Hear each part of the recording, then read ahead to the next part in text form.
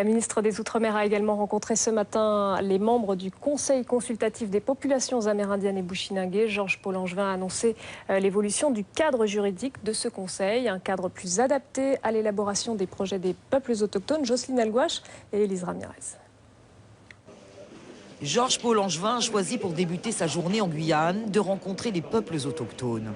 Une matinée d'échanges et de propositions, mais aussi de constats souvent amers, comme le suicide de nombreux jeunes Amérindiens dans les villages isolés de l'intérieur.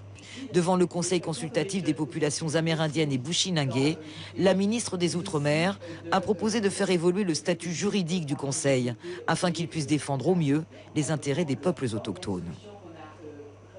Il faut que cet organisme puisse avoir la personnalité morale, c'est-à-dire qu'il puisse donner des avis, qu'il puisse contracter avec, par exemple, l'IRD.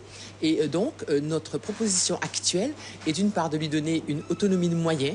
Il aura un budget individualisé au sein des services de la préfecture, ce qui lui permettra de se saisir de sujets et de se déplacer d'une manière plus libre. Mais s'il a la personnalité morale, il pourra aussi contracter. Donc, c'est ce à quoi nous allons nous atteler aujourd'hui. Un nouveau statut juridique et des finances pour travailler avec une enveloppe de 50 000 € consacrée au fonctionnement du Conseil consultatif. Ces moyens-là vont être déployés dans les ateliers thématiques prévus sur 2016-2017. Et au-delà, donc, on va voir avec les services de l'État comment on peut aller encore beaucoup plus loin. On ne peut plus se permettre d'agir par mesurette, transformation du CCPAB, intégration des droits autochtones dans la loi biodiversité. Il faut vraiment une loi générale qui reconnaisse ces droits autochtones.